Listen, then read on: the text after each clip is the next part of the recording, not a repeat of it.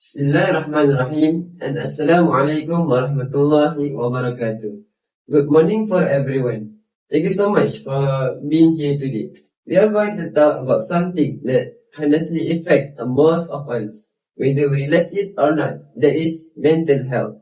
My name is Ikram bin Muhammad Azari and I will be your moderator for today's forum.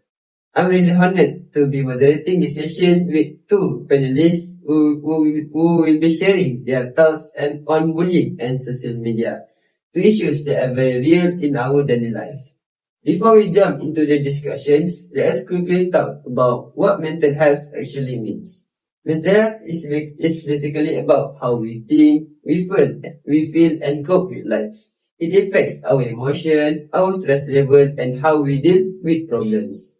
In today's world, mental health issues like stress, anxiety, depression, and burnout are becoming more common, especially among students and young adults. And very often, these problems are linked to experience like bullying and the pressure that comes from social media.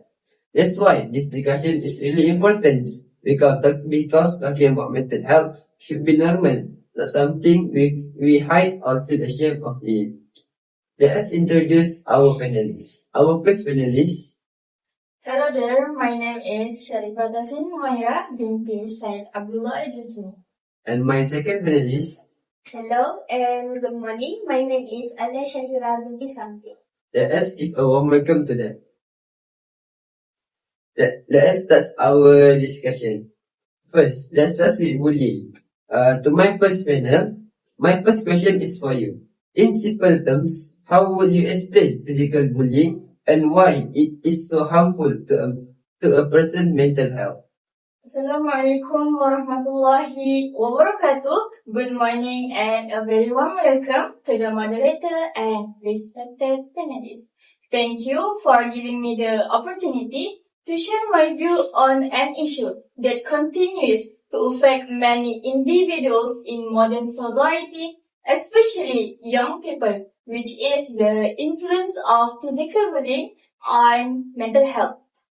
To begin, it is important to understand what physical bullying really means. What is physical bullying? Physical bullying is when someone uses their body or physical action to hurt, threaten, or control another person intentionally and repeatedly. It includes behavior such as hitting, fighting, and tripping, as well as threat of physical harm, where the bully tries to force the victims to act in certain way out of fear. In modern society, physical bullying not only occurs in school, but it can also happen in workplaces, public space, and community, making it a serious issue that requires attention. When discussing about the effect of physical bullying, one of the most common impact is on a person's self-esteem. This is because victims often suffer from low self-esteem, where they lose confidence and begin to feel bad about themselves. Being repeatedly hurt or humiliated can cause individuals to feel powerless and ashamed, and they might think that they deserve the abuse. Other than that, physical bullying not only lead to physical injuries such as bruises, cuts, and torn clothing, but it can also negatively affect the victim's mental health through psychological trauma. Many victims experience nightmares and night terrors, often reliving the bullying incidents during sleep. Consequently, poor sleep quality may lead to exhaustion, difficulty concentrating, and emotional instability, which further worsen their mental state. Over time, the effect of physical bullying can become long-term, leading to the development of frequent internalizing problems such as anxiety disorder in young adulthood, even in middle adulthood. Thank you. Thank you. Thank you for first panel. I really help how you point out that physical bullying doesn't just cause injuries we can see, but also emotional pains like low self-esteem and long-term anxiety. It really shows us how serious this issue is. Okay, I like here to from panel 2. My question is, can you explain what emotional bullying looks like, especially in our Malaysian context? Thank you. Okay. Thank you, moderator. While my fellow panelists have discussed the physical aspect of bullying, now I want to pull back the curtain on a much quieter yet deadlier form of abuse. It doesn't happen with a punch, but it happens with a whisper, cold shoulder, and also deliberate silence. So let's talk about the reality of emotional bullying. First of all, what is emotional bullying? Basically, emotional bullying is a psychological warfare. It is not about using fists. It's about using silence, rumor, and also manipulation to isolate a person. It includes things like relational aggression, where one group decided to ignore or exclude one person purposely. In Malaysia, we have very specific word for this, which is pulau. When you pulau someone, you treat them as if they don't exist. So, let's jump into the Malaysian context. In our society, this happens everywhere. In school, it's the student who sit alone at recess because popular clique start a rumor. In the workplace, it's the office politics, where one colleague is purposely left out of WhatsApp group or lunch invite, making them feel unwelcome or incompetent. Because Malaysian culture is high context and community experience, being socially rejected is one of the most painful experience for a Malaysian. The bullies know this, and they use social media exclusion as their weapon. So, how this can impact on our mental health? The impact of this is devastating. Because there are no physical bruises. The victim often suffer in silence.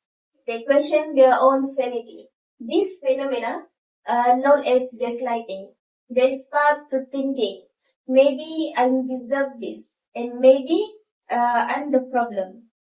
This lead to severe social anxiety, a drop in productivity, and also deep depression.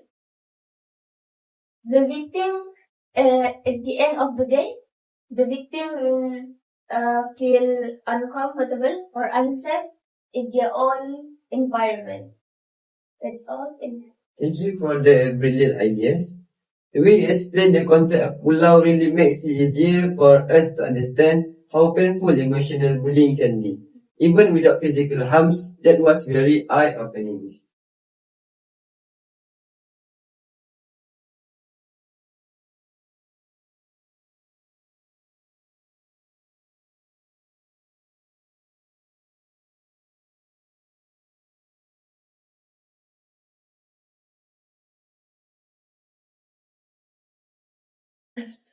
Let's move on to social media. Social media is part of our everyday life now. Panel 1. How does social media actually affect our mental health, especially when it's come to anxiety, low self-esteem, and stress? Thank you, moderator, for the brilliant question. Nowadays, we know that social media has become an essential part of our daily life.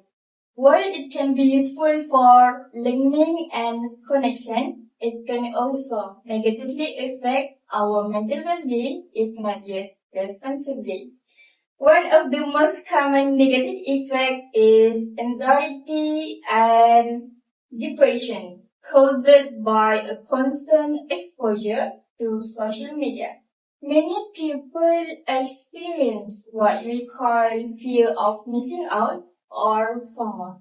This occurs when we see others posting online, but their activities, achievement, or social events, and uh,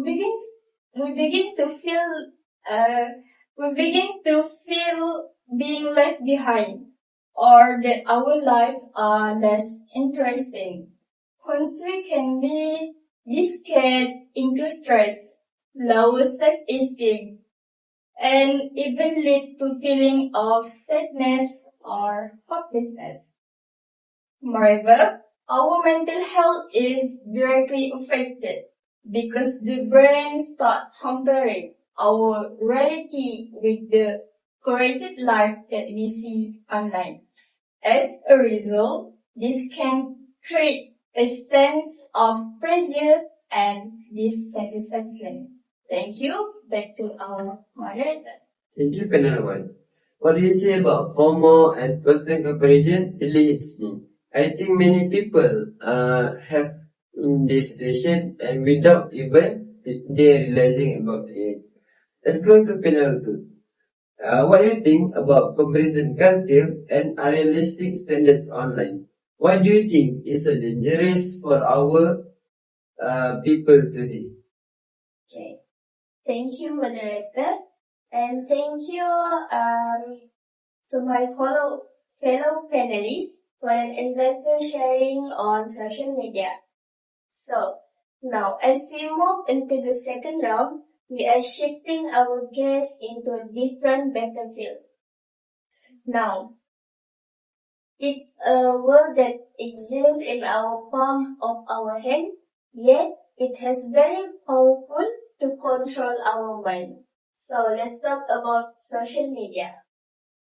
So to start with, let's define what we are dealing with. Social media was originally created or designed as a tool for connection.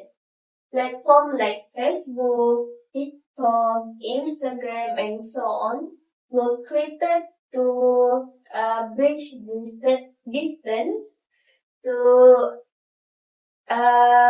stay in touch with our loved one, and also to share information. However, over the last decade, this definition has shifted. Social media is no longer just a communication tool. It has become a digital ecosystem that dictates how we perceive values, beauty, and also success. It has evolved into a space where validation is quantified by metrics, number of likes, followers, sharing, and so on. And these, ladies and gentlemen, were the danger to our mental health begin. So, let's move into the core problem, which is comparison culture and the highlight reel. Beyond the aggressive cyberbullying, there is a silent killer that's affecting almost everyone in this world today, which is the comparison culture. As I mentioned in my opening, the problem is we are constantly comparing the messy, difficult behind the scene of our own life with the polished highlight reel. Let me give you a scenario. When you wake up and you feel tired, and maybe you have breakout on your face, so you're stressed, and then you open your Instagram, what do you see? You see influencer vacationing in Bali, eating expensive food, and also claiming to living their best life. And this psychologically, your brain start thinking, why my life is not like that? What is wrong with me? So basically, we are feeding our brain with unrealistic standards. We see bodies that are edited with filter. We see lifestyle that are sponsored. We see success without even seeing the behind the scenes, the struggle, so on. So this creates a gap between reality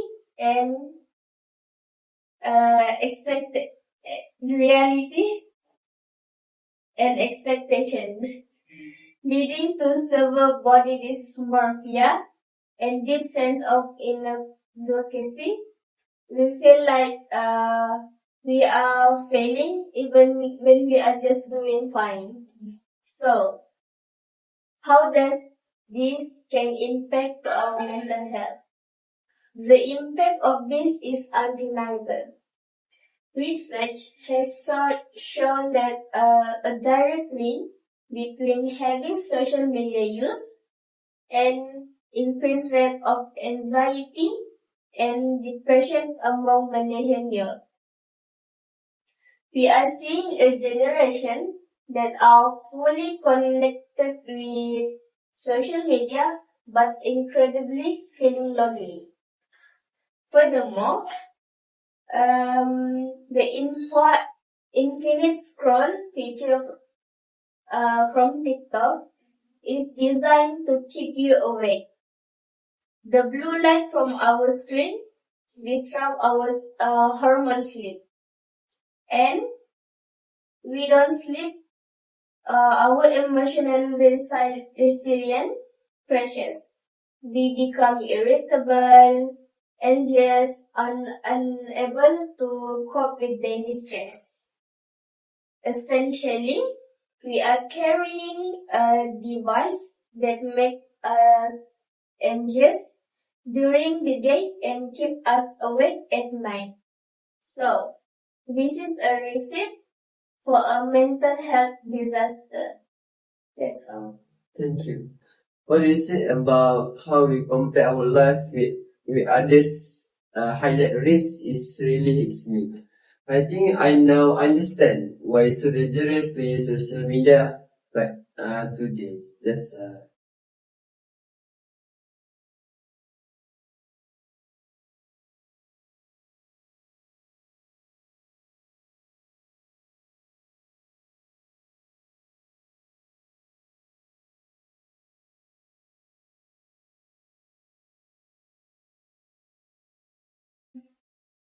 For my last question, I did like to ask both of you, what are some simple tips can people do to protect their mental health from bullying and social media?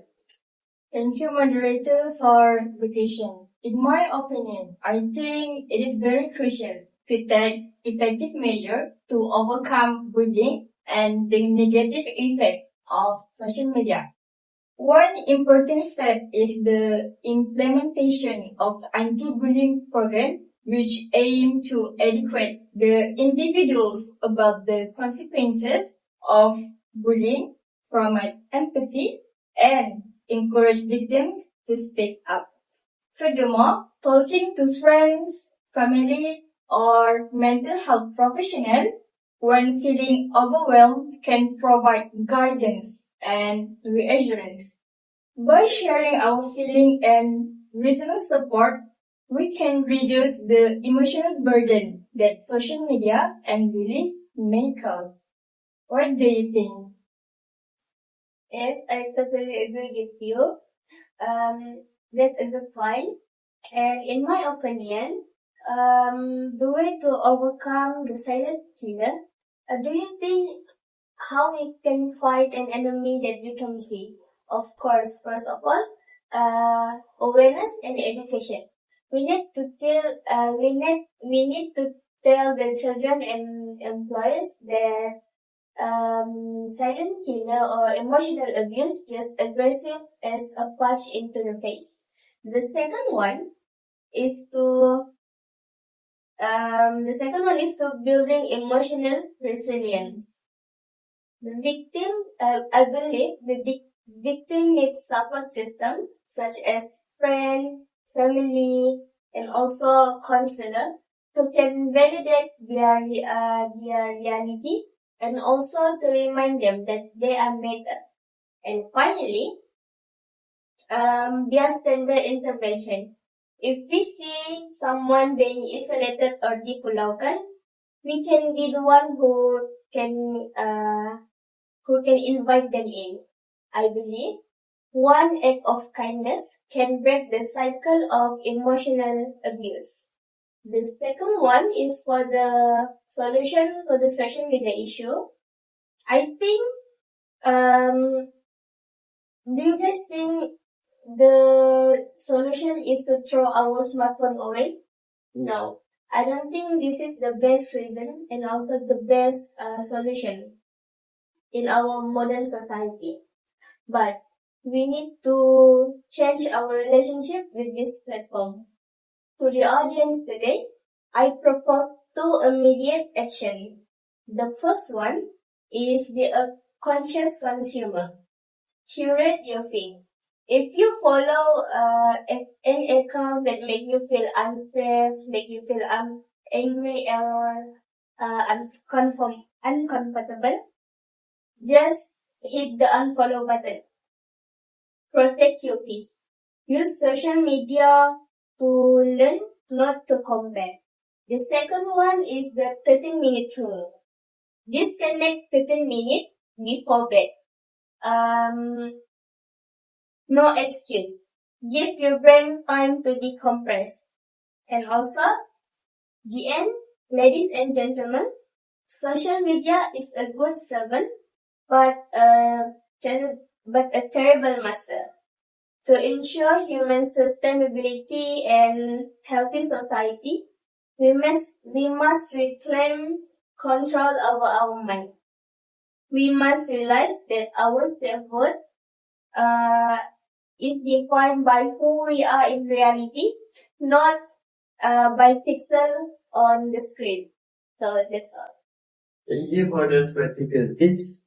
Things like setting boundaries, doing programs, and support each other can be big impact for our society. Before we end up, I just want to say this. Mental health matters, and it's okay to talk about it.